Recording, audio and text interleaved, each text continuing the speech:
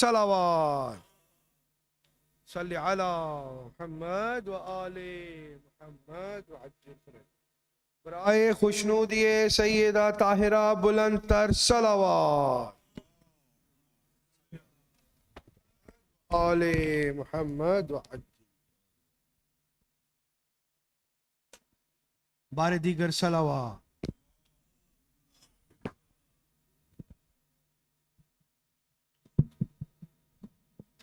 اللهم صل على محمد وآل محمد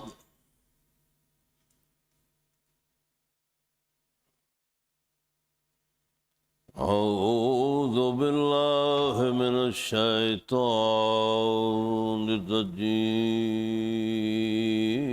الرجيم بسم الله الرحمن الرحيم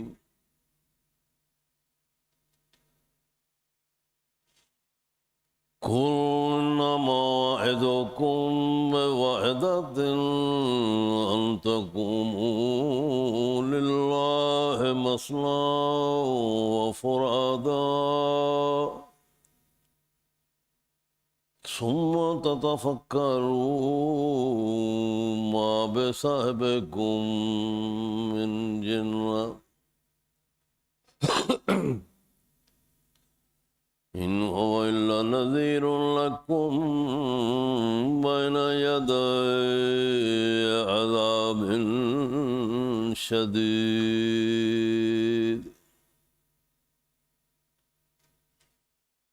قل ما سألتكم من أجر فهو لكم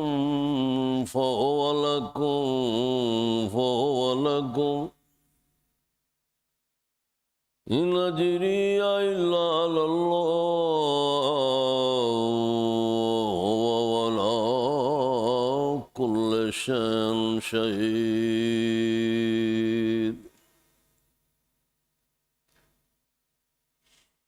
قل إن ربي يقذف بالحق علام الغيوب قل جاء الحق وما يبدئ الباطل وما يعيد قل إن ضللت فإنما أضل على نفسي وإن اهتديت فبما يوحي إلي ربي إنه سميع قريب بسم الله الرحمن الرحيم ثم أورثنا الكتاب الذين اصطفينا من عبادنا فمنهم ظالم لنفسه ومنهم مقتصد ومنهم سابق بالخيرات بإذن الله ذلك هو الفضل الكبير جنات عدن يدخلونها يحلون فيها من أساور من ذهب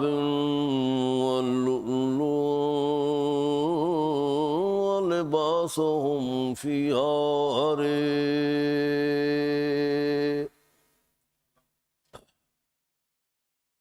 وقالوا الحمد لله الذي يذهب عنا الحزن إن ربنا لغفور شكور الذي أحلنا دار المقامة من فضله لا يموت يمسنا فيها نصب ولا يمسنا فيها لغوب. بسم الله الرحمن الرحيم.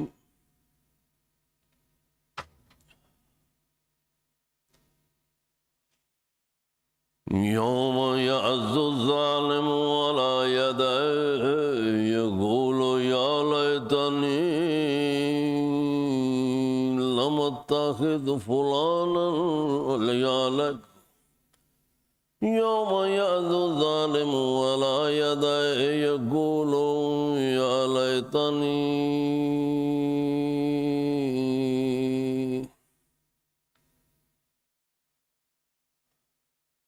بسم الله الرحمن الرحيم.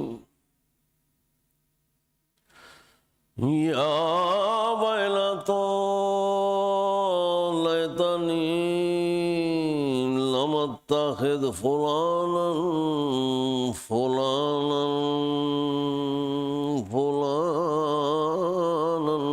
خليلا.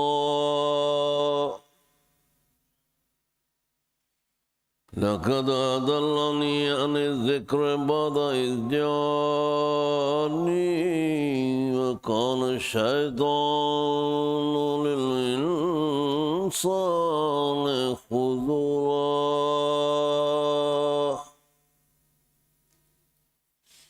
وقال الرسول يا رب إن قوم اتخذوا هذا القرآن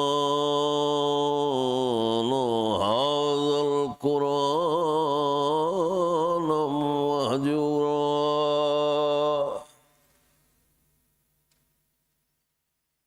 كذلك جعلنا لكل نبي عدوا من المجرمين وكفى بربك هاديا ونصيرا.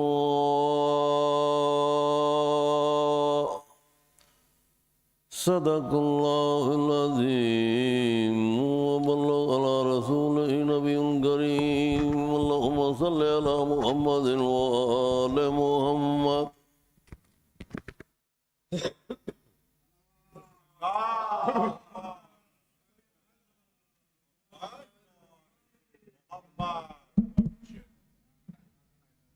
ماشاء اللہ شاہ جی نے تلاوت کلام پاک سے مجلس ازا کا آغاز کر دیا ہے. مومنین کرام، جیسا کہ آپ کو معلوم ہے آج یہ فرش ازا بچھائی گئی ہے شہادت امام موسیٰ کاظم علیہ السلام، وہ امام کے جن کا جنازہ بغداد کے پل پہ رکھ دیا گیا تھا اور مزدوروں نے ان کا جنازہ اٹھایا تھا. آج اس مظلوم امام کا یوم شہادت منایا جا رہا ہے اور اس آج کی مجلس سے خطاب فرمائیں گے مولانا ارتضیٰ عاطف شرازی صاحب جو کہ اٹلی سے تشریف لائے ہیں. اب ہم سلسلے کو آگے بڑھاتے ہیں. سب سے پہلے میں دعوت دیتا ہوں سید حیدر رضوی کو تشریف لائیں اور اپنا انتخاب پیش کریں. اور حبیب خدا ختم الانبیاء بلند تر صلوات.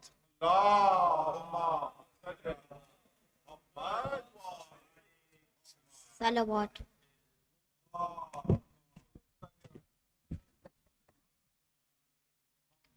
ہر دم کو بکو یا علی یا علی یا علی. ہر دم کو بکو یا علی یا علی یا علی. صادق و با وفا منم دم مادم علی علی. ہر دم کو بکو یا علی یا علی یا علی. عاشق مرتضی منم دم مادم علی علی.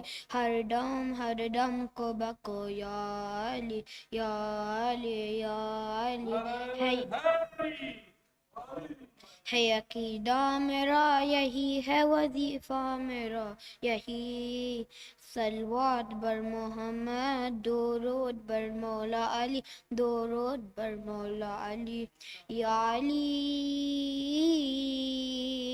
یا علی یا علی یا علی یا علی کاش میرا عشق اثر دکھلائے یا علی یا علی یا علی یا علی کاش میرا عشق اثر دکھلائے جن سے ہے پیار تمہیں ان میں جگہ مل جائے میں یہ سمجھوں گا میں یہ سمجھوں گا میں یہ سمجھوں گا مجھے مل گئی منزل مولا آپ کے در کے فقیروں میں جو نہ مر جائے جانم علی علی جانم علی علی جانم علی علی جانم علی علی قسم اللہ کہ میرا تو وظیفہ ہے علی جانم علی علی جانم علی علی دل کی دھڑکن میں بھی دگ دگ کے دھڑکتا ہے علی جانم علی علی جانم علی علی دور تلک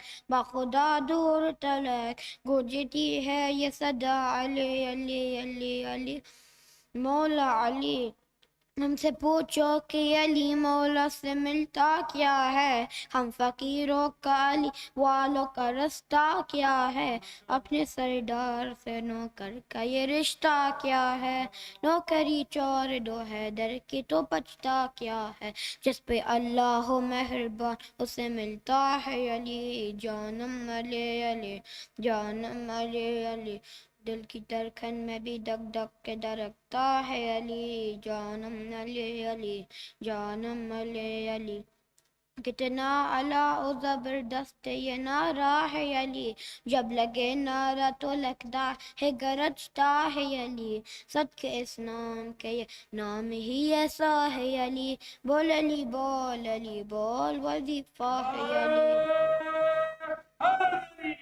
یہ مقدر ہے ہمارا کہ ہمارا ہے علی جانم علی علی جانم علی علی صلوات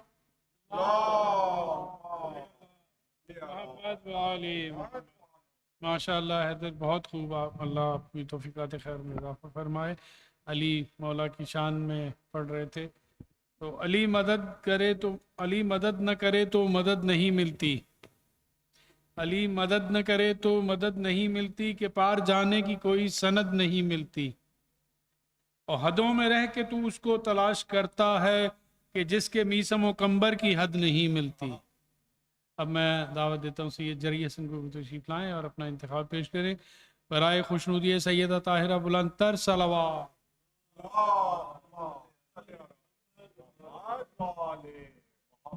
بر محمد و آل محمد صلوات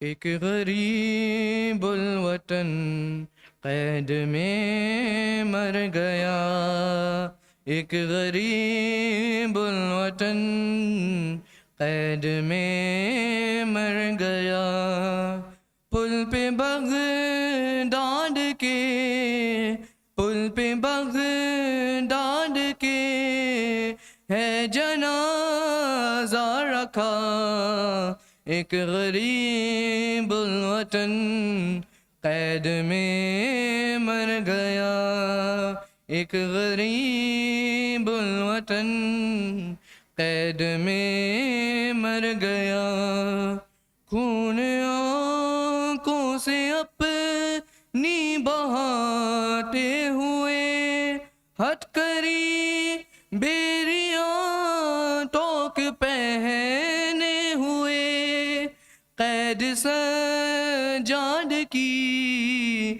قید سجاد کی یاد کرتا ہوا ایک غریب الوطن قید میں مر گیا ایک غریب الوطن قید میں مر گیا جس کے 18 بیٹے جوان سال تھے اس کی میت کو مزدور لے کر چلے، بین کرتی چلی، بین کرتی چلی، ساتھ میں سیدہ ایک غریب الوطن قید میں مر گیا، ایک غریب الوطن قید میں مر گیا۔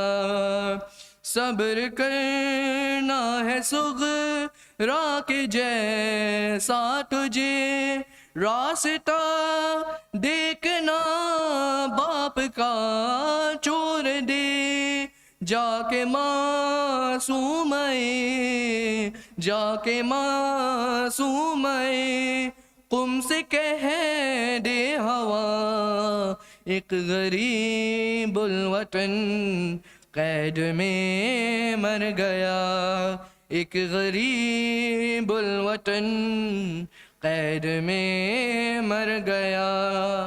قید میں چل بسا شاہ قون و مقام، اب تو مظلوم کی قول دو بیریا، تم نے چاہا تھا جو، تم نے چاہا تھا جو، لو وہی ہو گیا، ایک غریب الوطن قید میں مر گیا، ایک غریب الوطن قید میں مر گیا۔ بر محمد وال محمد صلی اللہ محمد وآل محمد۔ ایک غریب الوطن قید میں مر گیا، تھے جری حسن۔ اب میں دعوت دیتا ہوں سید زین اور ایان کو کہ وہ تشریف لائیں اور اپنا انتخاب پیش کریں۔ بر حبیب خدا ختم الانبیاء بلند تر صلوات۔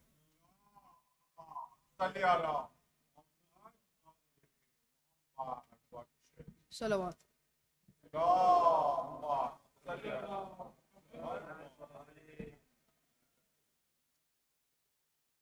یا زہرا یا زہرا یا زہرا یا زہرا، اے میری بی بی، اے میری بی بی، تیرے در پہ استغاثہ ہے، تیرا ممنون میری شہزادی جہاں سارا ہے۔ یا زہرا یا زہرا یا زہرا یا زہرا، تو ہمیں حفظ اور امان دے دے، اپنی چادر کا سائیں باندھ دے، تیری قدرت میں کیا نہیں بی بی، تو جسے چاہے دو جہاں دے دے۔ یا زہرا یا زہرا یا زہرا یا، اے میری بی بی، اے میری بی بی، آنسوؤں میں دعا مانگی ہے، تیری تسبیح پر کے دل نے تجھے پکارا ہے۔ یا زہرا یا زہرا یا زہرا یا زہرا، صلوات۔ صلی اللہ محمد وآل محمد۔ ماشاء اللہ، بہت خوب زین اور ریان۔ اب میں دعوت دیتا ہوں زین اور ریان کو کہ وہ تشریف لائیں اور اپنا انتخاب پیش کریں۔ برائے خوشنودی امام زمانہ بلند تر صلوات۔ بیٹا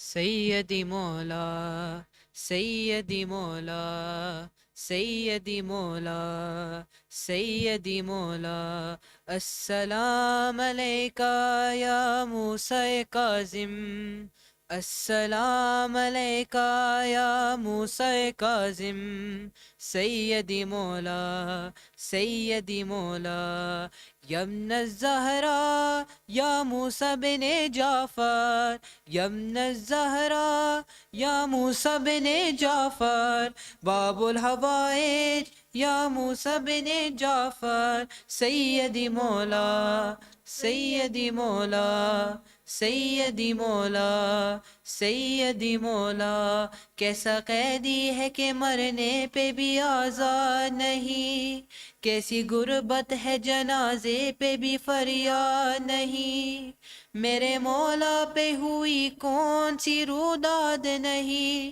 ہے نزدیک کوئی رونے کو اولاد نہیں بے کس تنہا یا موسیٰ بن جعفر یمن الزہرا یا موسیٰ بن جعفر سیدی مولا سیدی مولا سیدی مولا ملکہ کم کا بدر والی مشہد کا بدر سیرت مصطفیٰ بھی وارث حوضے کوثر ہے مظلومی جنازہ ہے سرے راہ گزر چپ کے موجود ہے رونے کو پسر اور دختر پل پہ تلاشا یا موسیٰ بن جعفر یمن الزہرا یا موسیٰ بن جعفر سیدی مولا سیدی مولا سیدی مولا قید میں 14 برس کیسے گزارے ہوں گے صورت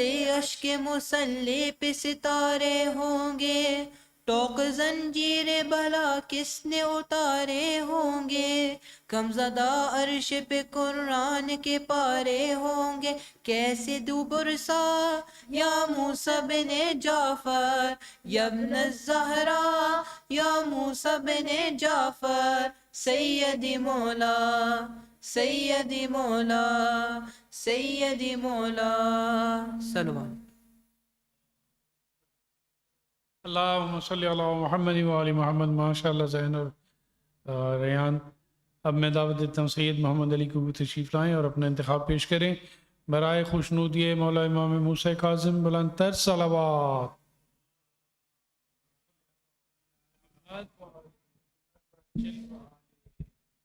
صلوات اللہم صلی علی محمد و آل محمد بسم اللہ الرحمن الرحیم کہاں جائے آخر بیابان ہر سو شکستہ ہے پہلو اکیلی ہے زہرا کہاں جائے آخر بیابان ہر سو شکستہ ہے پہلو اکیلی ہے زہرا رونے پہ بہرا مصائب کا صحرا اکیلی ہے زہرا رونے پہ بہرا مصائب کا صحرا اکیلی ہے زہرا در فاطمہ کو جلایا ہے تم نے کیا وعدہ اپنا بلایا ہے تم نے در فاطمہ کو جلایا ہے تم نے کیا وعدہ اپنا بلایا ہے تم نے تماچے نہ مارو مسلمانوں جاؤ علی کو بلاؤ اکیلی ہے زہرا رونے پہ بہرا مصائب کا صحرا اکیلی ہے زہرا رونے پہ بہرا مصائب کا صحرا اکیلی ہے زہرا بیاں کس سے جا کر کروں درد اپنا ہے غیروں کی دنیا نہیں کوئی اپنا बयां किससे जाकर करूं दर्द अपना, है गैरों की दुनिया नहीं कोई अपना। कोई जाके बाबा से कह दो ये जाकर के ले जाओ आकर, अकेली है ज़हरा रोने पे पहरा, मसाइब का सहरा, अकेली है ज़हरा रोने पे पहरा, मसाइब का सहरा, अकेली है ज़हरा। सलवात सल्ली अला मोहम्मद व आले मोहम्मद। माशाअल्लाह अली, बहुत खूब। अब मैं दावत देता हूँ सैयद बाकरी को तशरीफ़ लाएँ और अपना इंतखाब पेश करें। बर हबीब खुदा ख़त्मुल अंबिया बुलंदतर सलावत।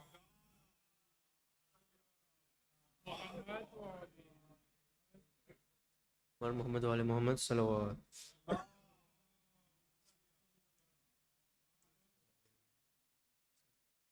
या मूसा काज़िम, या मूसा काज़िम, या मूसा काज़िम, या मूसा काज़िम, तू साथ वा मुश्किल कुशा नूरे जनाबे सैयदा, तू साथ वा मुश्किल कुशा नूरे जनाबे सैयदा। तेरे बाबा इमाम सादिक है, जिसके दम से है जाफरी सारे, दीनो मजहब सबक इबादत है, हमको साए उसी के दर से मिले। तू साथ वा मुश्किल कुशा नूरे जनाबे सैयदा, तू साथ वा मुश्किल कुशा नूरे जनाबे सैयदा। है करामात मुर्तज़ा तुझ में, साइलों ने भी ये अता तुझ में, रज्जो होती नहीं किसी सूरत, सांस लेती है वो दुआ तुझ में। तू साथ वा मुश्किल कुशा नूरे जनाबे सैयदा, तू साथ वा मुश्किल कुशा नूरे जनाबे सैयदा। तेरे ताबूत की वो तन्हाई, ना था बेटा गरीब ना भाई, चंद मजबूर आए उजरत पर, लाश रस्ते से तेरी उठवाई।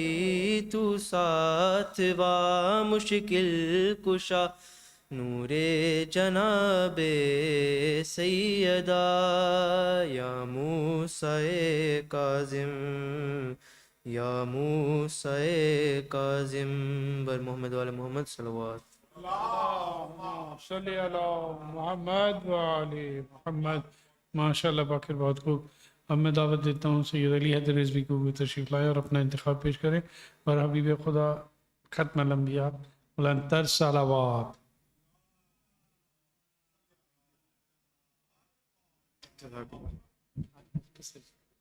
जी बर मोहम्मद वाले मोहम्मद सलावत।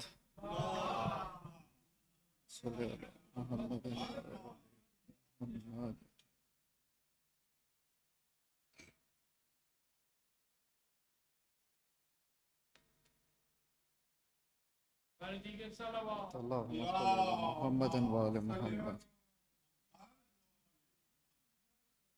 आज बगदाद में कोई कैदी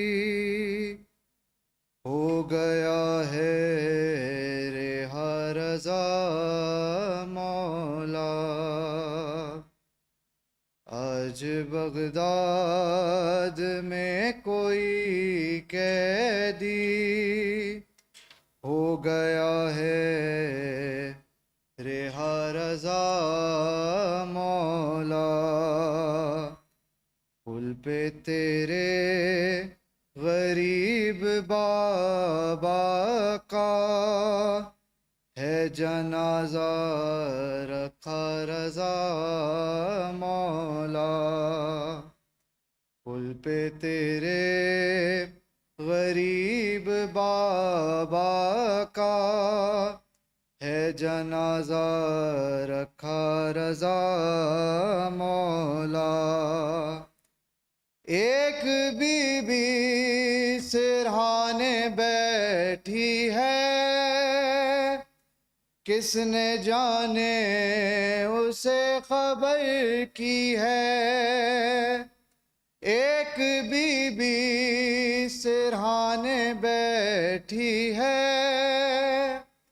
کس نے جانے اسے خبر کی ہے، ہاتھ پہلو پہ اپنے رکھے ہوئے آئی ہیں فاطمہ رضا مولا، ہاتھ پہلو پہ اپنے رکھے ہوئے آئی ہیں فاطمہ رضا مولا، آج بغداد میں کوئی قیدی ہو گیا ہے رہا رضا مولا، رات سے پل پہ لاشا رکھا ہے، جو گزرتا ہے اس پہ ہنستا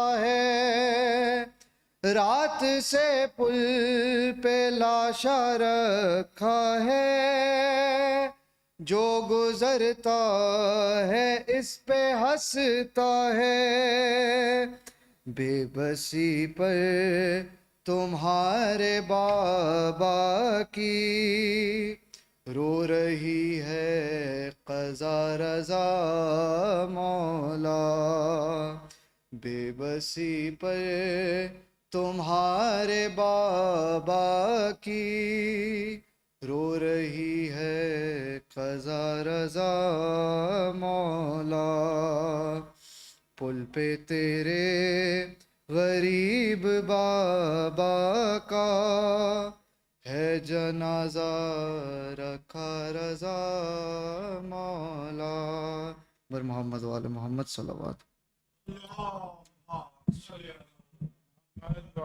Muhammad. MashaAllah, Ali Haider, bahut khoob.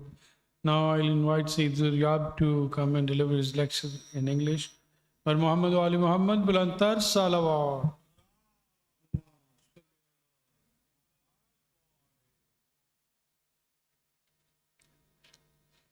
Bardega salawat.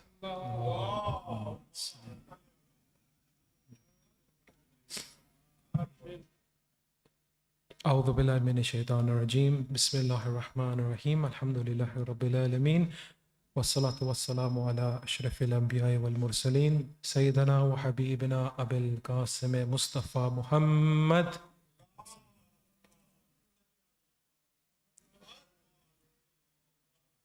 وعلى بيته الطيبين الطاهرين المعصومين أما بعد قد قال الله سبحانه وتعالى في كتابه المبين وقوله الحق بسم الله الرحمن الرحيم والكاظمين غيظ والعافين عن الناس والله يحب المحسنين.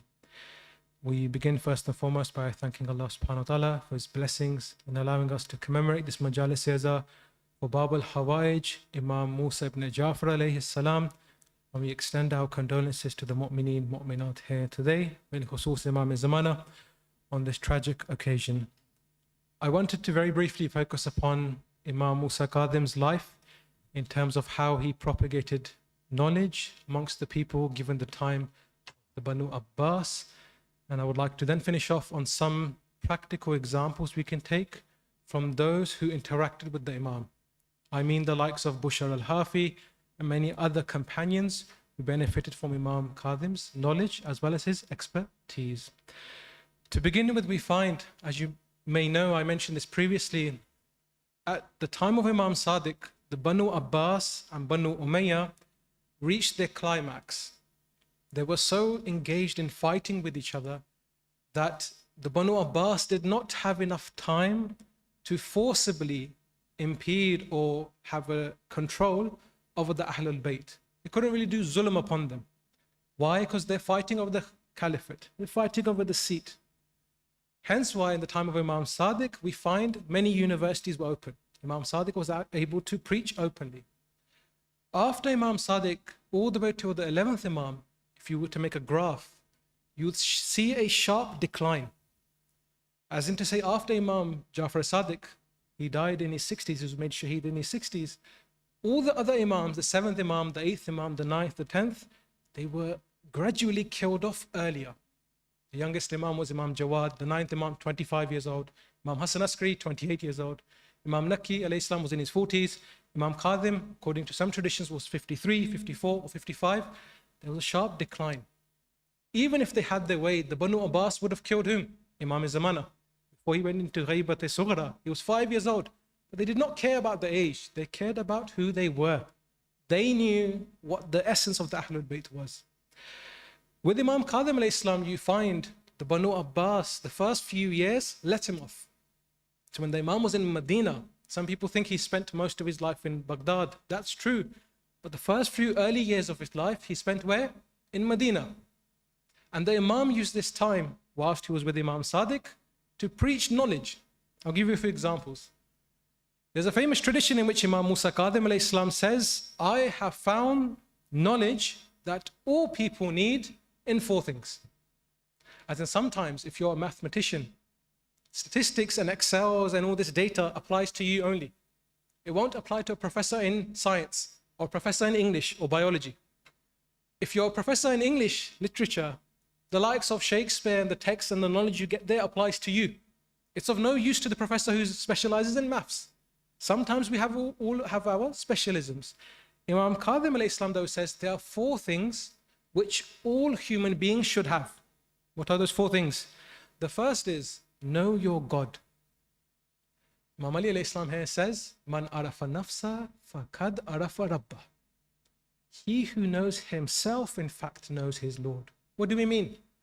There's a rise in atheism, so to speak. Wherever you go, people are questioning God. If God's there, why are there hurricanes? Why are there this natural disasters? Why is there zulm happening? Why is this taking place? This was asked of the 7th Imam as well.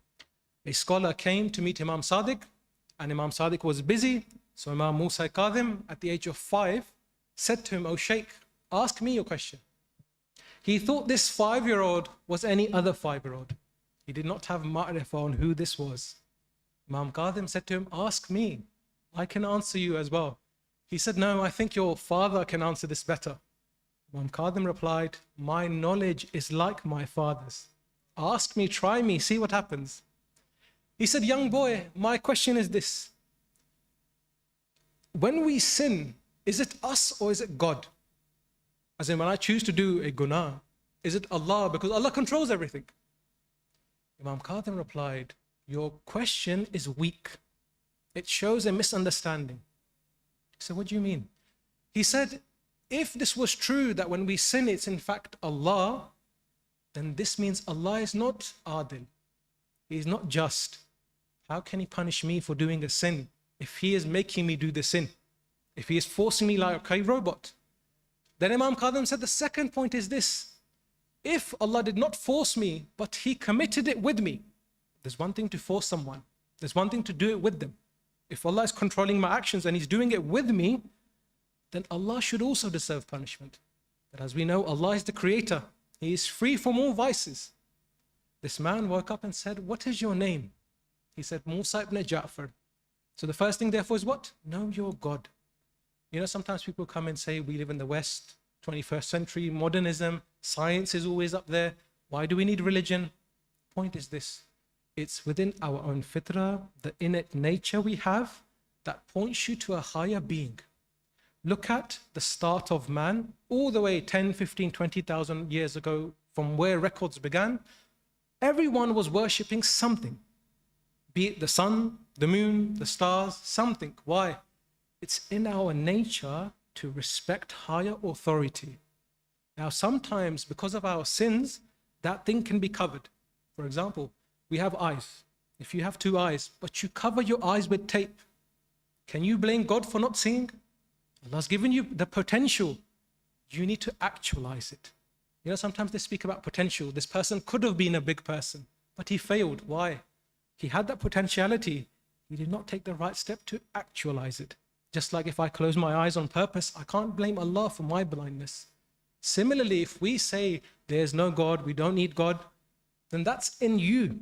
You need to fix yourself and align your inner compass to nature. And it would lead you to Allah subhanahu wa ta'ala automatically. Imam Kazim says, therefore, the first thing is, know your God. Secondly, know what Allah has done for you. Imagine Allah had made you with a certain form of disability.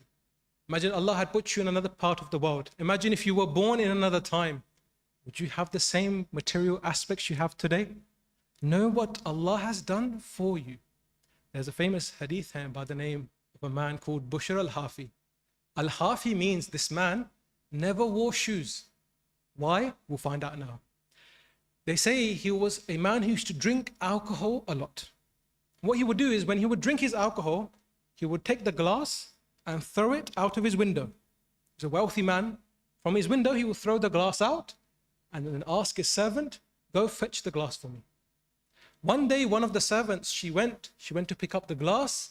Imam Kazim happened to walk by. He said, this house which has so much music and alcohol being drunken from, is this man a free man or an abd of Allah? She said, he's a free man. He makes his own choices. He does what he wants. Imam Musa Kazim said, I thought so. If he had been an abd of Allah, he wouldn't have done this under the eyes of Allah subhanahu wa ta'ala.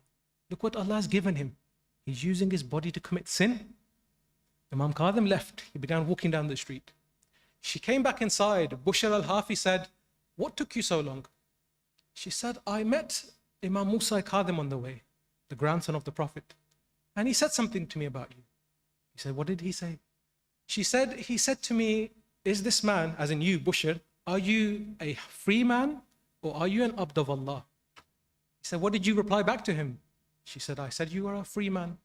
So what did Imam Musa Kazim say about me? He said, if you were really an abd of Allah, you wouldn't be engaging in these acts. As soon as he heard these words, simple words, but it touched his heart, he ran out barefoot.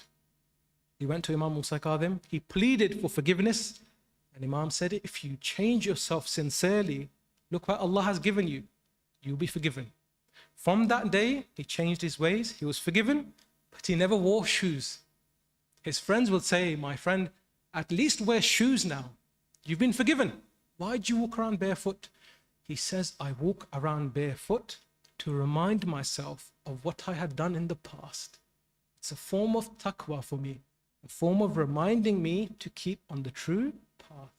Imam Musa Kazim therefore says, know what Allah has done for you. Number 3, know what Allah subhanahu wa ta'ala requires from you. As in your wajibat, respect to your parents, respect to your relatives. I mention a story very quickly here, which I've mentioned in the past. I'll mention it once more. 2 brothers were coming to Medina to meet Imam Musa Kazim. On the way, they got into an argument. They began swearing at each other. One brother said to the other, I never want to see your face again. Qat'i rahim. I don't want to see you and me, that's it. We're not brothers anymore. And he went back home. The other brother kept coming towards Medina. On the way, he stopped. He met his auntie, Silatul Rahim. Then he came to meet Imam Musa Kazim. When he met the Imam, before he could say anything, the Imam has ilmul ghayb. He said, why did you fight with your brother on the way here? He said, Mawla, he said some things to me, I said some things back, but it's only a small thing. Imam Musa Kazim said, no, you don't know what a big sin you have done. Because you've cut your relations with your brother will die before he reaches home. His life has been cut by 30 years. The barakah in his life has been taken away. And you would have died as well. But on the way here, you met your auntie, Silatul Rahim. Allah has extended your life for 30 years. So you will live now for 30 more years. The narrator of this hadith says, I am a witness. I saw with my own eyes. There was the khabar, the news that that first brother died before he reached home, just like Imam Musa said. And this brother lived for 30 years further. Therefore, we should know what Allah subhanahu wa ta'ala requires from you and me. And fourthly, and we finish on this point, know what takes you out of your religion. Sometimes it's our extremism, our own thoughts, our own unguided opinions. Place it alongside the Ahlul Bayt and the Quran. For Rasulullah sallallahu alayhi wa sallam,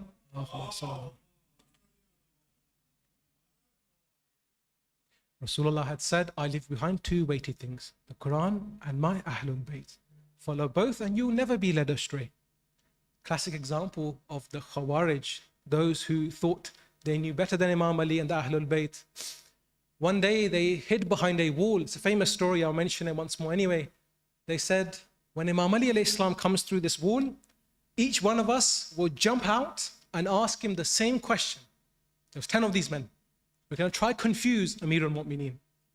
When Imam Ali turned the corner, the first one came. Ya Ali, what's better? Knowledge or wealth? Imam Ali said, knowledge is better. Why? Because you have to protect wealth.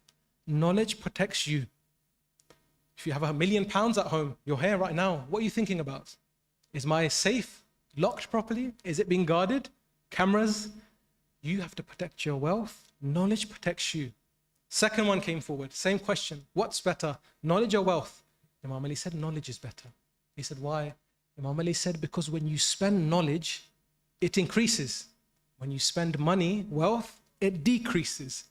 Third person, same question. What's better, knowledge or wealth? Imam Ali said, knowledge. He said, why? Imam Ali said, because knowledge was the, you could say, inheritance of the Anbiya. Wealth was the inheritance of the Taghut, of the Zalimeen. They asked this question 10 times. Imam Ali alayhi salam gave a different answer 10 times. They said, Ya Ali, we wish to be your Shia now. Imam Ali said, are you sure? Are you satisfied? He said, why? He said, if you asked me this one question until Judgment Day, I, Ali ibn Abi Talib, would give you a new answer every single time. Therefore, we remember this great Imam, Imam Musa Kazim. I finish by narrating a very famous mu'jiza. There are many mu'jizas of this holy Imam. The great Sheikh Ahmad al-Wa'ili, may Allah bless his soul, a very great scholar and khatib of the Ahlul Bayt. He says, I was in Baghdad. My daughter was playing with glass. The glass went into her eye. So she was blind in one eye. I took her to the doctors. They said she will never see with this eye again. He said, when the doctors told me that, and I use my own words, I changed my doctor. I went to Bab al-Hawaij, Imam Musa ibn Jafar. He said, when I went to him, I asked him for the sake of the Ahlul Bayt. You can imagine, he did tawassul, he asked for a wasila. He said, a few days later, I came home and my wife was happy. I said to her, what's happened? She said, go see your daughter now. He said, I went to meet my daughter. Her eye had been restored. Her eye now was back to where it was. Why? Why is he Bab al-Hawaij? Because what musibahs Imam Musa Kazim went, you could say no other Imam went through. Yes, there's no day like Imam Hussein. There's no day like Ashura. But there are no years like the years of Imam Musa Kazim. You find Imam Musa Kazim, when he was kept in the dungeons for 14 or so years, sometimes the dungeons would be so overarching that Imam Musa Kazim would be in ruku the whole day. He could not even stand up properly. That's how low the ceiling was. In another dungeon, they say, when they kept the Imam, it only could hold 4 or 5 pipes, 1/2 meter by 1/2 meter. You can just stand there the whole day. They kept Imam Musa Kazim there for many weeks, many days at a time. And eventually they would open the top so some air would come in. And as any human being would do, Imam Musa Kazim would try to come to the top and see what was happening. At that moment, Harun al-Rashid, Lanatullah alayh, would order his men, kick the holy face of Imam Musa Kazim, slap the face of Imam Musa Kazim. I would say slapping the Ahlul Bayt is nothing new for the Banu Umayyah, Banu Abbas. In Medina, they would slap the face of Bibi Fatima. In Kadhimain, they slapped the face of Imam Musa Kazim. Nothing new for the Zalimeen. They say when Imam Musa Kazim, he had the most children. Many of the Sadat today are what? Ghazmi Sadat. But what did the Imam go through himself?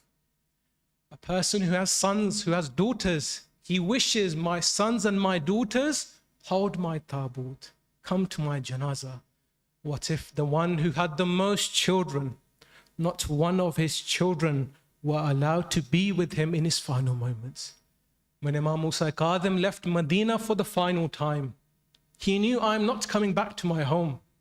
My heart says he would have met his sons, he would have met his daughters. But I say, Imam Musa Kazim, at least you could meet your sons, at least you could meet your daughters, and you were taken with a lot of respect to Baghdad. My mind takes me to the Asr of Ashura, when it's Imam Hussein. He has said his final goodbyes. He sits on his Zuljana, but Zuljana does not move forward. You know where I am going. Zuljana puts his head down. Imam Hussein said, Zuljana, I know you are tired like me. Take me to the Maqtagah for the final time, and that will be it. Because he was an animal, he couldn't speak. He put his head down. Imam Hussein looked down. What does he see? There was a 4-year-old baby holding the legs of Zuljana, crying, oh Zuljana, don't take my father to the Maqtagah. Whoever has gone there does not come back. Imam Hussein hugged his daughter Sakina close to his chest and went to the Maqtagah for the final time. They say Imam Musa Kazim, when he was kept in the dungeons of Baghdad, was tortured in 10 different ways. I can't mention all of them, but some of them include this. They would torture the Imam with water. They would torture him with fire. They would torture him by hanging. They say even when he was given the poison, any natural person who is given poison, he begins to shake. His insides begin to boil up. He feels heat in his body. Harun al-Rashid gave a hukum to the guard. Every time he moves, when this poison is going through his body, you must whip him. They say in the final moments of Imam Musa Kazim, every time he would move, the Zalim would hit him with his whips. And this kept happening until the soul of Imam Musa Kazim left this world. Then they hired, he had many sons, many daughters, but they hired 4 mazdoors, 4 workers to come pick up his janazah. Then they paid the 5th one. They said, you go in front of the janazah and you begin to clap and you begin to laugh and you begin to shout, the Imam of the Rawafid has now died. He did this until they reached the pool of Baghdad. They reached the bridge of Baghdad. They left the body there for many hours. When the Shias approached the body, they removed the coffin. What did they see? That the bruises on Imam Musa Kazim's legs, the bruises on his shins, the bruises on his elbows and his arms were all visible. They could see the skin of the Imam had gone through a lot. But I finish with this. There were 3 such janazas where when the person who came to do the ghusl began crying, the first was Imam Ali with Bibi Fatima. He discovered that broken rib. He began to cry, oh Fatima, you never told me about this broken rib. The second was the likes of Imam Baqir. When he came to Imam Sajjad, he came to perform the ghusl, he also began to cry. He said, I saw the marks of the whips on the back of my father. I don't mention Imam Hussein here. Why? A janazah is given for a body. What part of the body of Imam Hussein was left in Karbala? Which is why Imam Sajjad would take a musalla. He would pick up the pieces of Imam Hussein wherever he found them. their third janazah was Imam Musa Kazim. When Imam Raza would try to see the body of his father, he would say the zanjeers have eaten into his flesh so much they have touched his holy bones. Oh Bibi Ma'sumaykum, if you could see your father today. Oh Bibi Ma'sumaykum, if you could see your father today. Allah la'natullahi al-qawmi zalimin wa sayalamu allazina zalamu ayyamun kalibiyan kalibun. We ask Allah subhanahu wa ta'ala, for the sake of Bab al-Hawaij, Imam Musa ibn Jafar, to accept our humble offering, to forgive us of our sins, to bless us and our families, to allow us to visit Imam Musa Kazim in Kadmain, and to allow us to be with him fi dunya wa fil qabr wa fil akhirah. For the love of Bab al-Hawaij, can we recite aloud salawat? محمد وآل محمد. ماشاءاللہ زریاب. خون شبیر کی ہر بوند کا مکروز بشر، خون شبیر کی ہر بوند کا مکروز بشر، خون شبیر ہے مکروز مگر زینب کا. میں اس کے ساتھ ہی ملتمس ہوں حجت الاسلام والمسلمین مولانا سید ارتضا عاطف شیرازی صاحب سے کہ وہ رونق افروزی ممبر ہوں. نعرہ تکبیر، نعرہ تکبیر، نعرہ رسالت، نعرہ رسالت، کل ایمان، نعرہ حیدری، حیدری پر محمد و آل محمد بلند تر صلوات. صلی علی وآل محمد. رائے تاجیل امام زمان بلند تر صلوات.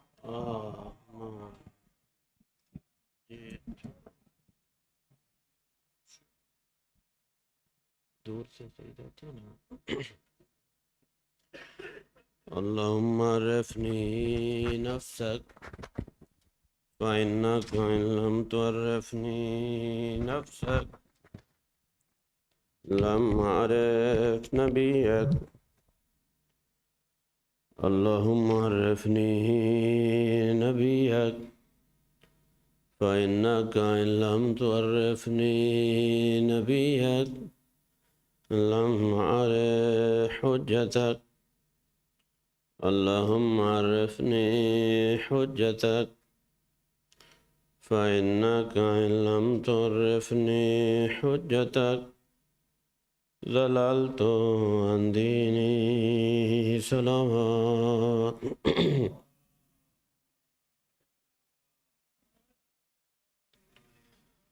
أعوذ بالله من الشيطان الرجيم.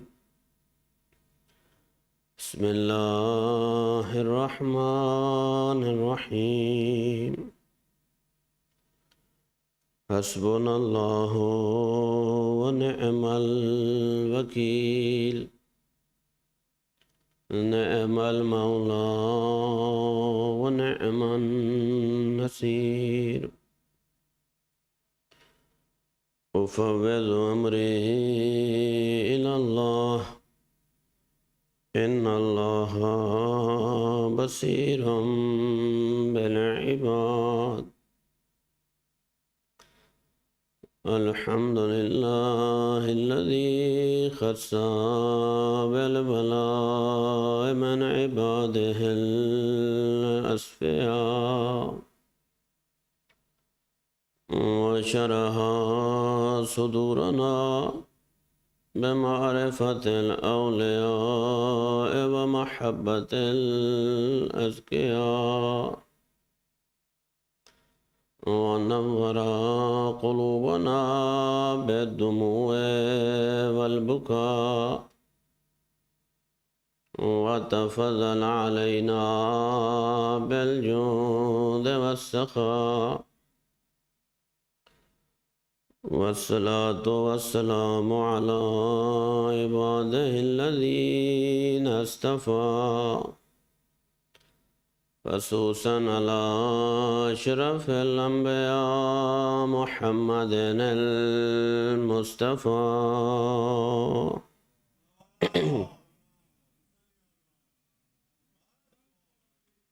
وآله النجباء النقباء الذين أذهب الله عنهم الرجس وطهرهم تطهيرا.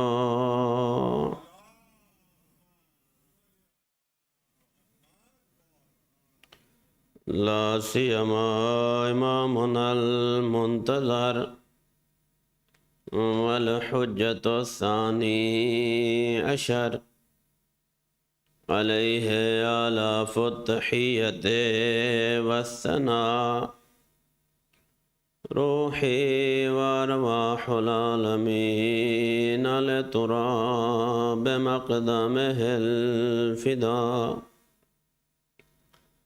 أما بعد، فقد قال الرحمن في القرآن: بسم الله الرحمن الرحيم.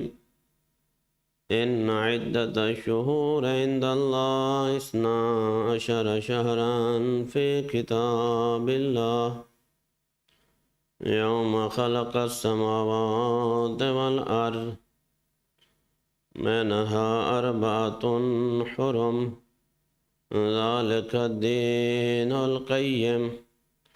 وقال المعصوم عليه السلام: الرجب شهر الله والشعبان شهري والرمضان شهر أمتي. صلوات.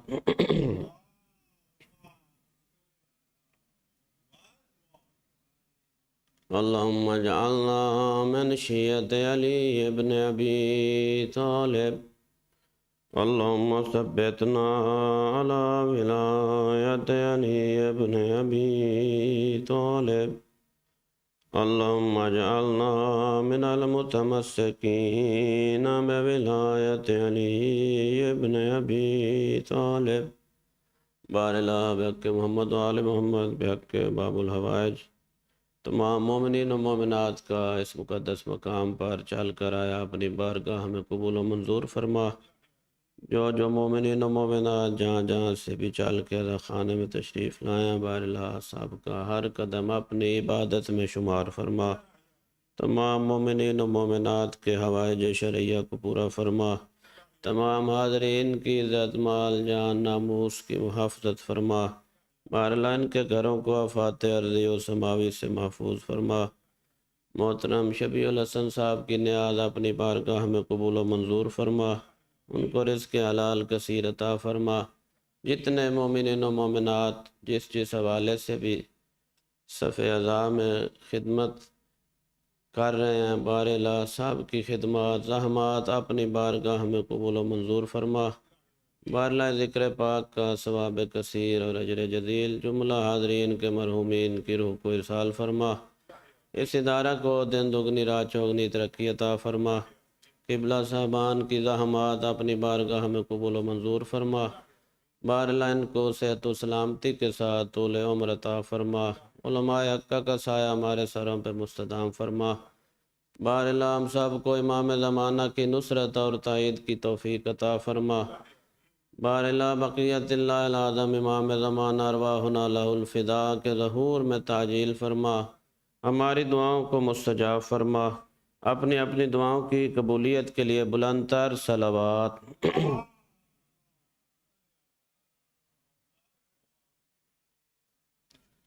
حمد ہے اس کریم خالق کی جس نے ہم سب کو مولا امیر کی ولایت اور شبیر کا غم عطا کیا. بہت بڑی نعمت عظمیٰ ہے نعمت ولایت، جو ہمارے قلوب میں ودیت کی گئی. اس نعمت کی قدردانی کرنی چاہیے، اور جتنا اس نعمت کا شکر ادا کیا جائے کم ہے.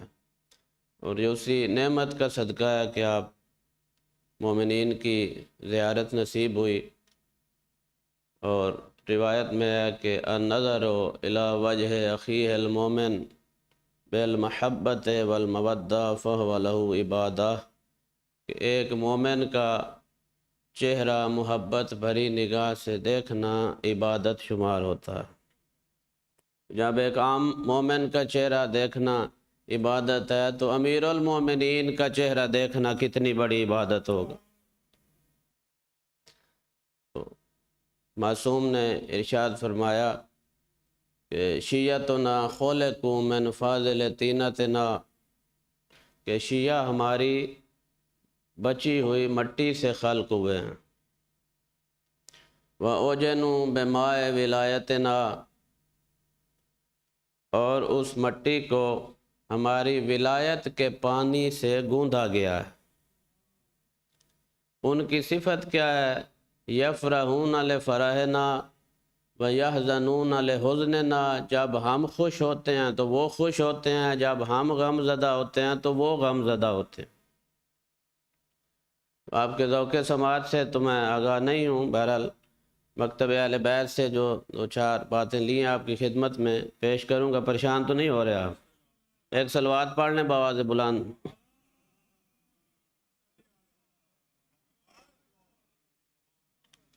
آپ کی خدمت میں سورہ توبہ کی آیت نمبر 36 کا ایک حصہ تلاوت کیا گیا، چونکہ مناسبت ماہ رجب المرجب کی ہے، اسی عنوان سے چند معروضات پیش کروں گا۔ تو اللہ تبارک و تعالیٰ نے اپنی لاریب اور بے عیب کتاب میں ارشاد فرمایا، میری مجلس ذرا عام روٹین کی مجالس سے ہٹ کے ہوتی ہے، کیونکہ جو مروجہ اور رائج ہمارے ہاں مجالس ہیں وہ ظاہراً 3 قسم کی ہوتی ہیں۔ ایک مجلس وہ ہوتی ہے جس میں پڑھنے والے کی پوری کوشش یہ ہوتی ہے کہ میرا بانی مجھ پہ راضی ہو جائے، ظاہر بانی راضی ہوگا تو مجھے راضی کرے گا۔ تو دوسری مجلس کی قسم ہوتی ہے پڑھنے والے کا فوکس پورا اس بات پہ ہوتا ہے کہ میرے سامعین راضی ہو جائیں، سننے والے مجھ سے راضی ہو جائیں، ظاہر سننے والے راضی ہوں گے تو اور 2-4 دعوتیں مل جائیں گی۔ اور تیسری مجلس کی وہ قسم ہوتی ہے جس میں پڑھنے والا اس لیے پڑھتا ہے کہ وارث سے ذکر مجھ پہ راضی ہو جائے، جن کا ذکر ہے وہ راضی ہو جائیں۔ تو میں بھی کوشش یہی کرتا ہوں کہ وارث سے ذکر راضی ہو جائے، نہ قبر میں بانی نے آنا ہے اور نہ سامعین نے آنا ہے۔ تو اس آیت میں ارشاد خداوندی ہے کہ ان عدت الشہور عند اللہ 12 شہرن، کہ اللہ کے نزدیک مہینوں کی تعداد 12 ہے۔ کب سے ہے؟ کہاں پہ یہ ذکر ہوا ہے؟ فی کتاب اللہ، اللہ کی کتاب میں ذکر ہوا ہے۔ توجہ ہو تو 2-4 قرآن کی باتیں کر لیں، قرآن و اہل بیت کے ماننے والے ہو۔ ہمارے مذہب کی بنیادی 2 چیزوں پہ ہے، قرآن ہے، دوسرا مصطفیٰ کا فرمان ہے۔ یہ ادھر بولنے کی عادت کوئی نہیں ہے آپ کی فضائل وغیرہ میں، میرا خیال غور سے سنتے ہیں آپ صرف۔ وہ ایک جگہ پہ میں گیا تو وہاں پہ اہل سنت مجمع بھی کافی تھا ہمارے برادران، تو ظاہر ہے وہ تو معمول سے ہٹ کے ہی سنتے ہیں، وہ بیٹھے رہتے ہیں فضائل میں بھی اور مصائب میں بھی۔ تو میں نے پوچھا کہ ادھر کوئی نعرہ، کوئی صلوات، کوئی رواج نہیں ہے؟ انہوں نے کہا جی ہم آپ کو غور سے سن رہے ہیں۔ میرا خیال آپ بھی غور سے سن رہے ہیں تو نعرہ بھی لگانا ثواب ہے، درود پڑھنا بھی ثواب ہے۔ جی تھوڑی تھوڑی چلو نعرہ نہ لگائیں، درود سے میری مدد کرتے رہیے گا۔ تو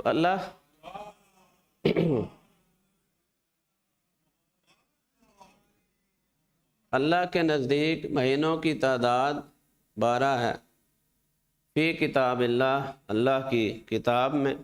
کب سے؟ یوم خلق السماوات والارض، جب سے اللہ نے زمین و آسمان کو خلق کیا ہے تب سے تعداد 12 ہے۔ لگتا ہے یہ عدد کو اللہ کو بھی زیادہ پسند ہے، 5، 12 اور 14 کا عدد اللہ کو بھی پسند ہے۔ گھنٹے بھی 12 ہیں دن میں اور 12 رات میں، اور 5 کا درمیان میں فاصلہ۔ اور ہمارے ہاتھ کی انگلیاں بھی اللہ نے 5 بنائی ہیں، کیونکہ یہ ہمیشہ انسان کے سامنے رہتی ہیں، تو شاید اس کی بھی پورے گنے تو یہ 14 ہے۔ وجہ یہی ہے کہ جب جب ان ہاتھوں پہ نظر پڑے 5، 12 اور 14 کی یاد تازہ ہوتی رہے۔ اور مولا ہاتھ اٹھنے لگے تو 5 کی یاد آ جائے کہ جدھر اٹھ رہا ہے آیا 5، 12 راضی ہیں یا نہیں ہیں۔ تو مہینوں کی تعداد 12، منہا اربعۃ حرم، ان میں 4 مہینے حرمت والے، جن مہینوں کا خاص ایک احترام ہے۔ ایک خاص ان کا اہتمام ہے، خاص ان کی اہمیت اور فضیلت ہے۔ میں مختصر کر رہا ہوں، ان 4 مہینوں میں سے جو پہلا مہینہ ہے محترم وہ رجب المرجب کا مہینہ، دوسرا ذیقعدہ، تیسرا ذی الحج۔ علماء تشریف فرما یقیناً آپ ان سب چیزوں سے باخبر اور آگاہ ہیں، اور چوتھا مہینہ محرم الحرام۔ تو اس مہینے کی سب سے زیادہ فضیلت ہے، اور رجب کا عمرہ سب سے زیادہ افضل ہے۔ سارا سال آپ کر سکتے ہیں لیکن رجب میں اس کا بہت زیادہ ثواب ہے، چونکہ رجب میں 4 معصوم ہستیاں دنیا میں تشریف لے آئی ہیں، 2 محمد اور 2 ہی علی۔ محمد باقر بھی اسی مہینے دنیا میں تشریف لائے، محمد تقی بھی اسی ماہ میں دنیا میں تشریف لائے، علی مرتضیٰ بھی اسی مہینے میں دنیا میں تشریف لائے، علی نقی بھی اسی مہینے میں۔ تو اللہ نے مساوات برقرار رکھی ہے، 2 ہی محمد 2 ہی علی۔ شاید اللہ بتانا چاہ رہا ہے کہ محمد کو علی سے جدا کرنے کی کوشش نہ کرنا، علی کو محمد سے جدا کرنے کی کوشش نہ۔ اور پھر 14 میں اللہ نے 4 محمد رکھے ہیں، 4 ہی علی رکھے ہیں۔ محمد کا بھی تکرار ہوا ہے، علی کا بھی تکرار ہوا ہے۔ حسن 2 ہے 14 میں، لیکن حسین بھی ایک ہے، بطول بھی ایک ہے، موسیٰ کاظم بھی ایک ہے، جعفر صادق بھی ایک ہے۔ دوسرا جعفر صادق بھی نہیں ہے، موسیٰ کاظم بھی نہیں ہے۔ اور آپ صفحہ انبیاء میں دیکھ لیں، صفحہ انبیاء میں بھی ایک ہی موسیٰ نام کا نبی گزرا، لیکن وہ صرف موسیٰ تھا، کاظم نہیں تھا۔ یہ موسیٰ بھی ہے، کاظم بھی ہے۔ کبتی کا واقعہ آپ کے ذہنوں میں ہوگا، حضرت موسیٰ علیہ السلام نے غصے میں آ کے اسے گھونسا مارا اور وہیں پہ وہ مر گیا۔ تو 4 محمد 4 ہی علی، لیکن موسیٰ کاظم اللہ نے ایک ہی رکھا ہے 14 میں۔ اور یہ تیرے اور میرے مکتب کا ترہ امتیاز ہے کہ اللہ نے ہمیں 14 معصوم ہادی دیے۔ یہ کسی مکتب کے پاس اس طرح کے ہادی موجود نہیں ہیں، اور سب کے سب معصوم، سب کے سب منصوص من اللہ، سب کے سب اللہ کے بنائے ہوئے، الیکشن اور سلیکشن سے بنے ہوئے نہیں ہیں۔ تو نبی بھی سارے معصوم ہیں، وسیع بھی سارے معصوم ہیں، لیکن اللہ تبارک و تعالیٰ نے کسی بھی نبی کو معصوم زوجہ عطا نہیں کی۔ توجہ چاہوں گا، نبی سارے معصوم، آدم، نوح، عیسیٰ، موسیٰ، یوسف، یعقوب، سارے نبی معصوم ہیں۔ اللہ نے کسی نبی کو معصومہ بیوی عطا نہیں کی۔ ایک معصومہ بیوی ملتی ہے، لیکن اللہ نے اس کو شوہر عطا نہیں کیا، جسے مریم کہا گیا ہے۔ قرآن نے اس کی طہارت کی بھی گواہی دی، اس کی عصمت کی بھی گواہی دی۔ ان اللہ اصطفاک وطہرک واصطفاک علی نساء العالمین۔ مریم معصومہ ہے، لیکن اللہ نے اسے شوہر عطا نہیں کیا۔ روئے زمین پہ آپ کو ایک ہی گھر ملے گا جس میں علی بھی معصوم ہے، فاطمہ بھی معصومہ۔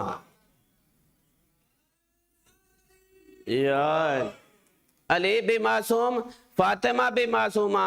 پھر جاؤ صفحہ انبیاء میں نظر دوڑاؤ، اللہ تبارک و تعالیٰ نے کسی نبی کو ایک زوجہ سے 2 معصوم بیٹے عطا نہیں کیے۔ یہ بھی تیرے مکتب کا ترہ امتیاز ہے۔ اللہ تبارک و تعالیٰ نے علی و بطول کو 2 بیٹے عطا کیے، دونوں معصوم، حسن بھی معصوم، حسین بھی معصوم۔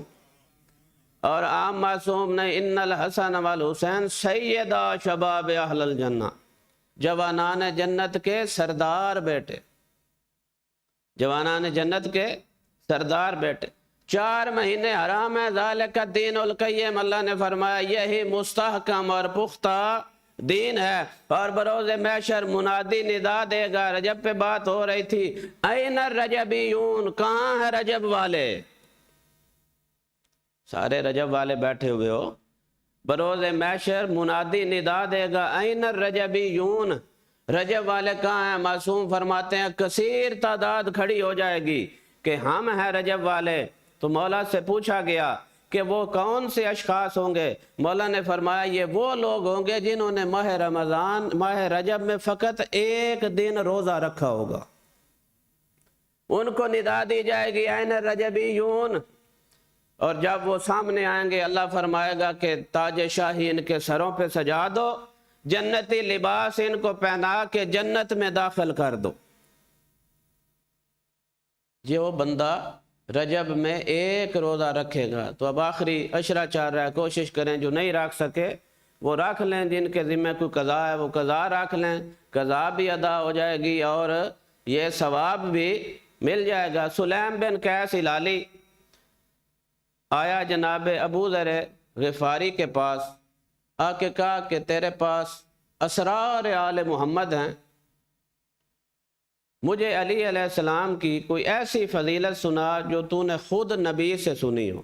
بس آپ کی توجہ چاہوں گا، ایک فضیلت صحابی کے قول سے، ایک نبی رحمت کے فرمان سے، اور ایک وہ فضیلت جو خود مولا نے بیان فرمائی۔ اس کے بعد ذکر مصیبت۔ سلیم ابن قیس ہلالی ابو ذر غفاری سے کہتا ہے کہ مجھے علی کی کوئی عام فضیلت نہیں، کوئی ایسی فضیلت بتا جو عجیب و غریب ہو۔ اس وقت ابو ذر غفاری کہتا ہے سمعت رسول اللہ، میں نے رسول خدا سے سنا، ان اللہ تعالی جعل علی کل رکن من ارکان عرشہ 70,000 ملک لیس لہم تسبیح ولا عبادہ۔ یہ کہتا ہے کہ میں نے اللہ کے نبی سے سنا کہ اللہ نے عرش کے ہر رکن کے اوپر 70,000 ملائکہ مقرر کیے ہیں۔ اب تجھے اور مجھے نہیں پتا کہ جنت کے کتنے ارکان ہیں، ہر رکن پہ 70,000 ملائکہ، ان کا کام کیا ہے؟ لیس لہم تسبیح ولا عبادہ، نہ وہ تسبیح کرتے ہیں نہ کوئی عبادت کرتے ہیں، تو پھر کیا کرتے ہیں؟ کہتا ہے رسول خدا نے فرمایا وہ 3 کام کرتے ہیں۔ پہلا کون سا کام؟ الدعاء لعلی ابن ابی طالب، وہ علی علیہ السلام کے لیے دعا کرتے ہیں۔ دوسرا کون سا کام؟ والاستغفار لشیعتہ، علی کے شیعوں کے لیے استغفار کرتے ہیں۔ والدعاء علی اعدائہ، اور علی کے دشمنوں کے اوپر تبرہ کرتے ہیں۔ علی علیہ السلام کے لیے دعا کرتے ہیں، علی کے شیعوں کے لیے استغفار کرتے ہیں۔ عام منصب نہیں ہے علی کا شیعہ ہونا۔ اللہ کے نبی نے فرمایا تھا یہودیوں کے 71 فرقے تھے، نصرانیوں کے 72، میری امت کے 73 فرقے ہوں گے، سب کے سب جہنمی، مگر ایک فرقہ ہے جو جنت میں جائے گا، جو کامیاب ہوگا۔ جہنمی ان کا فرقوں کا اللہ نے نام نہیں لیا، اللہ کے نبی نے بھی نام نہیں لیا، لیکن ایک ہی فرقے کا نام لیا، وہ بھی اس کے امام کے ساتھ، یا علی انت و شیعتک ہم الفائزون، اے علی تو اور تیرے شیعہ کامیاب ہوں گے۔ تو کامیابی جن لوگوں کا مقدر ہے وہ علی کے شیعہ ہیں۔ بہت بڑا منصب ہے علی کا شیعہ ہونا، اور معصوم نے شیعہ کی تعریف بھی فرمائی کہ شیعتنا من شیعنا، ہمارا شیعہ وہ ہے جو ہمارے نقش قدم پہ چلتا، جو ان سے آگے بڑھنے کی کوشش کرے گا وہ بھی گیا، اور جو پیچھے رہ جائے گا وہ بھی گیا۔ یہ سفینہ نجات ہیں، جو سوار ہو گیا وہ نجات پا جائے گا، اور جو پیچھے رہ گیا وہ ذلہ وغرقا فہوا۔ تو یہ بہت بڑا منصب ہے علی کا شیعہ ہونا، یہ کوئی عام منصب نہیں ہے۔ اور تیرے اور میرے چھٹے آقا ارشاد فرمایا کرتے تھے مولا صادق آل محمد،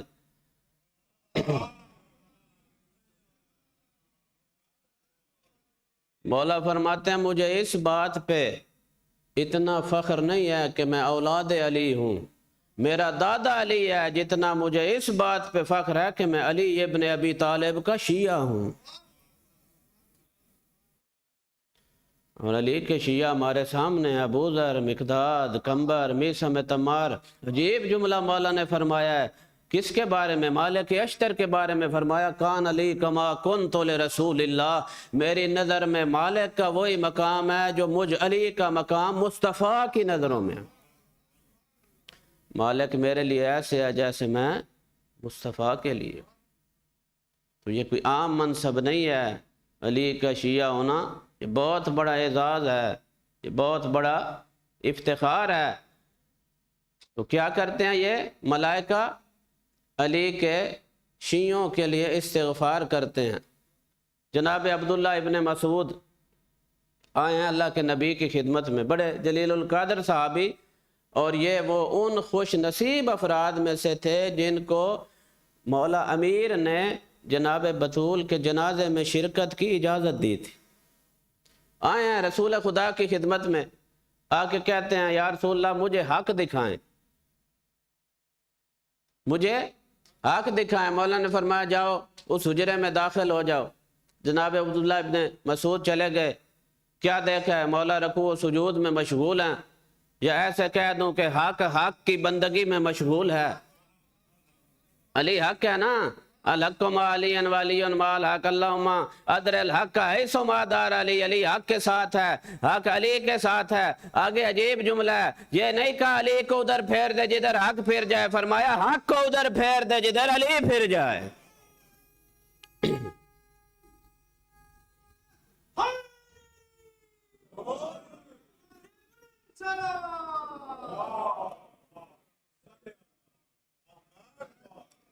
یا رسول اللہ مجھے حق دکھائیں۔ کیا دیکھا؟ مولا رکوع و سجود میں مشغول ہیں، تسبیح و تحلیل جاری ہے۔ ہر رکوع اور سجدے کے بعد مولا کائنات لطف لینا اس جملے کا، ایک دعا فرماتے ہیں۔ وہ کون سی دعا ہے؟ مولا امیر فرماتے ہیں اللہم بحق عبدک و نبیک محمد صلی اللہ علیہ وآلہ وسلم اغفر لشیتہ، میرا اللہ تجھے اپنے حبیب کا واسطہ، تجھے اپنے عبد کا واسطہ، تمہیں اپنے نبی کا واسطہ میرے شیعوں کو بخش دے۔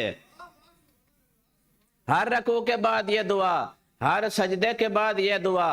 اب جناب عبداللہ باہر آئے، دیکھا رسول خدا نماز میں مشغول ہیں۔ اب رسول خدا بھی یہی کام کر رہے ہیں۔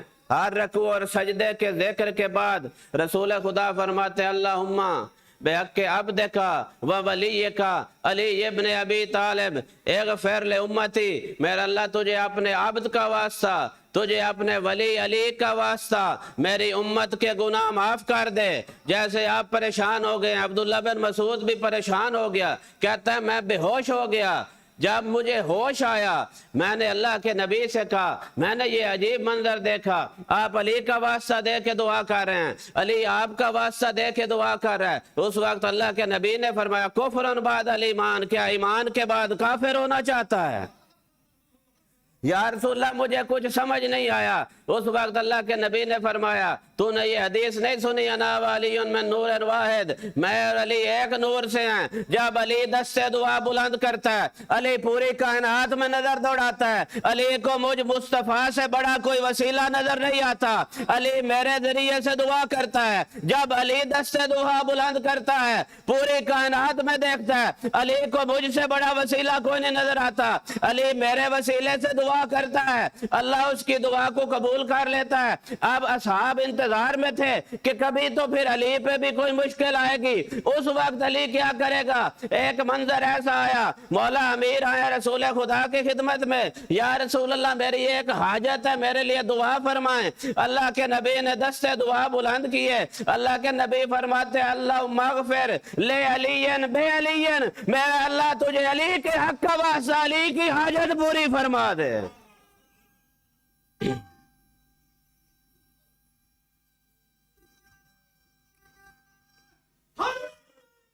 یا علی اللہم صلی علی محمد و آل محمد۔ بعد مولا امیر کی اب ایک فضیلت کا جملہ خود مولا کی زبان سے۔ کسی نے مولا سے پوچھا کہ مولا آپ کی سب سے بڑی فضیلت کون سی ہے؟ آپ کی سب سے بڑی فضیلت کون سی ہے؟ شاید آپ کے ذہن میں ہو کہ مولا نے فرمایا گا من الناس من یشری نفسہ ابتغاء ابتغاء اللہ، یا مولا نے فرمایا ہوگا ضربت علی، لیکن مولا نے یہ جملہ ارشاد نہیں فرمایا۔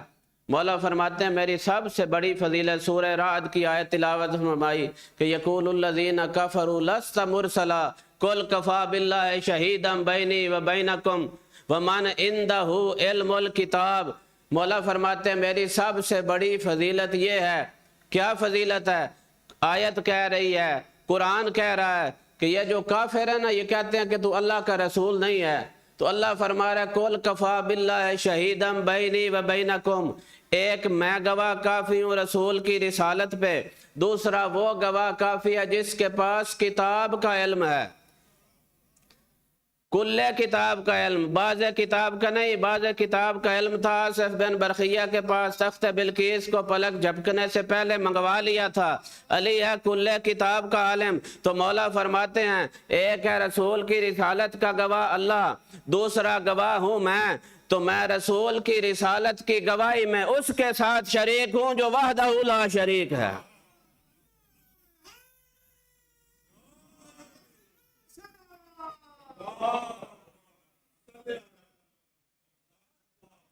تو اب گواہی کے لیے، شہادت کے اس بات کے لیے اللہ نے 2 گواہ رکھے ہیں، کسی بھی چیز کو ثابت کرنا ہو تو 2 گواہ ہونے چاہیے، 2 شاہد ہونے چاہیے، اور ان کی پھر شرائط بھی ہیں، جو شاہد ہوں دونوں عادل ہونے چاہیے، جھوٹے نہیں ہونے چاہیے، عادل ہونے چاہیے، ظالم نہیں ہونے چاہیے، دونوں کو واقع کا برابر کا علم ہونا چاہیے، دونوں کو واقع کا یقین ہونا چاہیے۔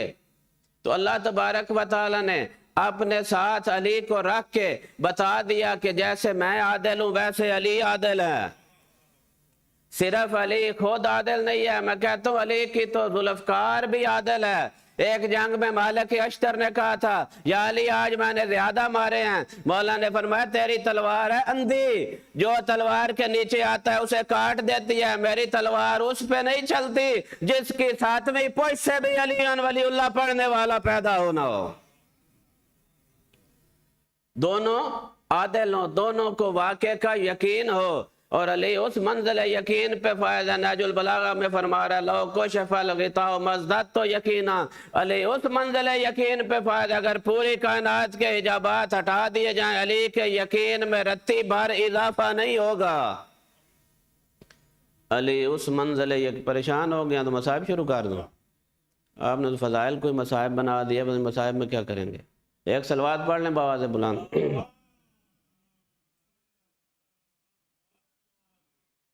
تو علی منزل یقین پہ فائز ہے، علی عادل، تو اللہ کیسے گواہی دے گا؟ اللہ تو سامنے آتا نہیں، تو اللہ نے اپنی گواہی کے لیے قرآن کو بھیجا کہ ایک قرآن گواہ، دوسرا علی گواہ، ایک سامع قرآن، دوسرا ناطق قرآن۔ تو پتہ چل گیا رسول کی رسالت کے 2 گواہ، قرآن اور علی۔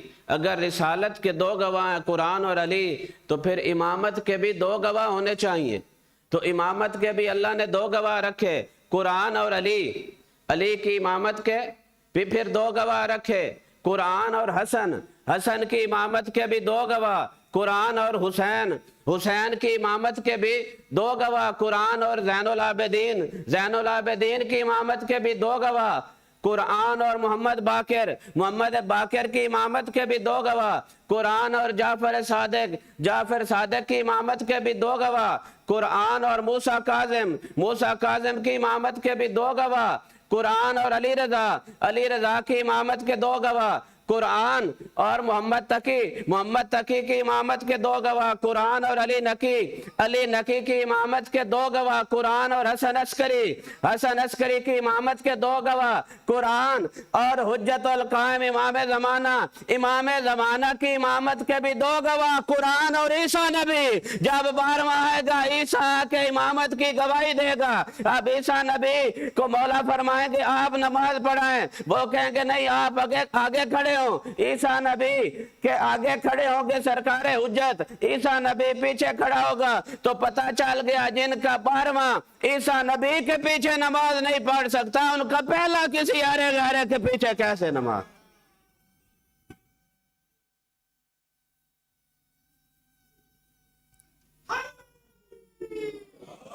کئی لوگوں کو بڑا شوق ہے یہ کہنے کا کہ علی نے فلاں کے پیچھے نماز پڑھی، علی نے فلاں۔ تو رسول خدا نے فرمایا تھا کہ تو ہے کعبہ کی مثل، تو ہر بندہ کعبہ کی طرف جاتا ہے، کعبہ کسی کی طرف چل کے نہیں آتا. ہم کعبہ کی طرف منہ کر کے نماز پڑھتے ہیں، کعبہ ہماری طرف نہیں آتا. قبلہ ہمارے سامنے ہوتا ہے، ہم نماز پڑھتے ہیں. تو میں کہتا ہوں جو علی کو نماز پڑھانے کا شوق رکھتے ہو، علی ہے کعبہ کی مثل. اگر علی پیچھے ہو جائے گا تم آگے ہو جاؤ گے. قبلہ کو پشت کر کے نماز پڑھو گے، ایمان کی بھی چھٹی، نماز کی بھی چھٹی. تو یہ مجالس درسگاہ حسینی ہیں، یہ مجالس حسینیت کی یونیورسٹی ہیں. جب بندہ ان مجالس میں آئے ذکر بھی سنے اور فکر بھی لے کے جائے. جب بندہ مجلس سن کے جائے جیسے آیا تھا اگر ویسے ہی چلا گیا تو پھر ادھر آنے کا فائدہ کیا ہوا. تو مجلس کے بعد تجزیہ کیا کرو، ہمارے علم میں اضافہ کتنا ہوا ہے، جہالت میں کمی کتنی ہوئی ہے.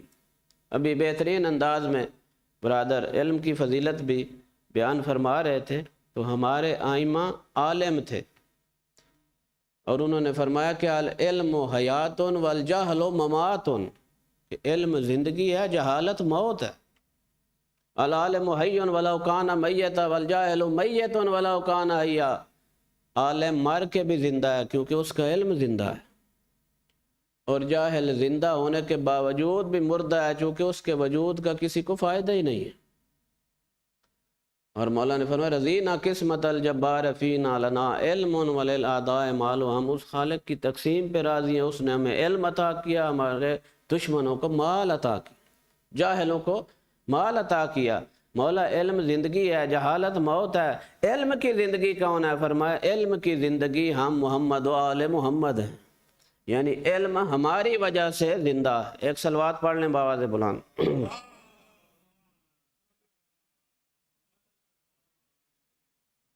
یہ درسگاہ شبیر ہے، ہم نے بھی یہیں سے درس لینا ہے، ہمارے بچوں نے بھی یہیں سے درس لے کے جانا ہے. اسوہ شبیری یہیں سے ملنا ہے. بچوں کی تربیت ہم نے ادھر سے آ کے سیکھنی ہے. والدین عموماً یہ کہتے ہیں جی بچے نافرمان ہیں، تو جب بچوں کی تربیت صحیح نہیں کریں گے تو بچے نافرمان ہوں گے. جو والدین بچوں کی صحیح تربیت نہیں کرتے وہ والدین آنکھ ہیں، اور تربیت کے باوجود جو بچے والدین کی اطاعت نہیں کرتے وہ اولاد آنکھ ہے. اللہ کے نبی تشریف فرمائے والدین کی عظمت پہ بس ایک جملہ اور پھر ذکر مصیبت. فرمایا کہ من نظر الی ابویہ نظر رحمہ کتبت لہ حجۃ مبرورہ، کہ جو بندہ اپنے والدین کو محبت بھری نگاہ سے دیکھے گا اللہ اس کو ایک مقبول حج کا ثواب عطا کرے. اپنے والدین کو محبت بھری نگاہ سے دیکھے گا اس کو ایک مقبول حج. بہت سے حاجی ہیں حج کے لیے جاتے ہیں، حج قبول نہیں ہوتا، بات لمبی ہو جائے گی. ایک واقعہ موجود ہے، مولا زین العابدین حج پہ جا رہے تھے تو مولا نے اپنی نظریں نیچے کی ہوئی تھی، تو صحابہ نے پوچھا اتنے خوبصورت حاجی تو آپ نیچے دیکھ رہے ہیں؟ مولا نے فرمایا اقل الحجیج، ان میں بہت کم حاجی ہیں، کم لوگ جو ہیں وہ حقیقی حج کے لیے آئے ہوئے ہیں. باقی سب تو جا رہے ہیں، کوئی دکانداری کے لیے آیا ہے، کوئی اس لیے آیا ہے کہ جا کے اب اور جھوٹ بولوں گا لوگ اعتماد کریں گے کہ حاجی صاحب ہیں، تو حاجی کم ہیں. تو مقبول حج کا ثواب ملے گا جو والدین کو محبت بھری نگاہ سے دیکھے گا. تو ایک بندہ کھڑا ہو گیا، اس نے کہا یا رسول اللہ اگر کوئی بندہ والدین کو 100 دفعہ محبت بھری نگاہ سے دیکھے تو اس کو 100 حجوں کا ثواب ملے گا. تو پیغمبر نے نعرہ تکبیر بلند کر کے فرمایا کیا تو اللہ کو بخیل سمجھتا ہے؟ جو ایک دفعہ دیکھنے پہ ایک حج کا ثواب دے سکتا ہے وہ 100 مرتبہ دیکھنے پہ 100 حجوں کا ثواب بھی دے سکتا. بندہ سمجھدار تھا، پھر کھڑا ہو گیا، کہتا یا رسول اللہ یہ ثواب تو اسے ملے گا جس کے والدین زندہ ہیں، حیات میں ہیں. جس کے والدین دنیا سے چلے گئے ہیں اس کو یہ ثواب کیسے ملے گا؟ اللہ کے نبی نے فرمایا وہ بھی معروم نہیں ہے. من نظر الی قبر ابویہ کتبت لہ حجۃ مبرورہ، وہ جا کے اپنے والدین کی قبر کی زیارت کرے اللہ اس کو مقبول حج کا ثواب عطا کر. پھر سائل کھڑا ہو گیا، اس نے کہا یا رسول اللہ یہ ثواب تو وہ پائے گا جس کو والدین کی قبر کا پتہ ہے. کسی کے والدین عالم غربت میں مارے گئے، پتہ ہی نہیں ہے، قبر کہاں ہے؟ وہ محروم ہو گیا۔ اللہ کے نبی نے فرمایا وہ بھی محروم نہیں ہے، اپنے گھر میں بیٹھ کے زمین پہ 2 خط کھینچ لے، ایک کو باپ کی قبر تصور کرے، دوسرے کو ماں کی، ان کی زیارت کر لے، اللہ حج مقبول کا ثواب عطا کر دے۔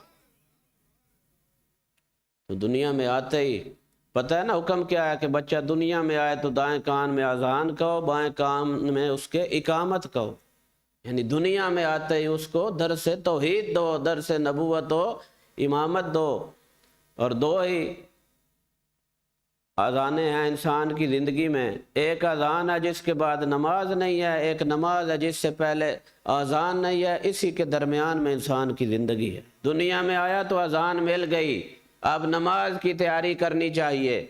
تو جیسے نماز اور اذان کے بعد طہارت شرط ہے، لباس بھی پاک ہو، نفس بھی پاک ہو، بندہ وضو سے ہو، بندہ طہارت سے ہو، تو نماز کے لیے مصلی پہ آئے۔ معصوم نے فرمایا یہی جو درمیانی دورانی ہے یہی تیری زندگی ہے، اس کو ایسے ہی پاکیزہ گزار جیسے نماز کے لیے پاکیزگی اور طہارت شرط ہے۔ اور دوسرا حکم ہے کہ جب بچہ دنیا میں آئے اس کو خاک کربلا کی گھٹی دو، کس لیے؟ تاکہ دنیا میں آتے ہی اس کا رشتہ کربلا سے جڑ جائے۔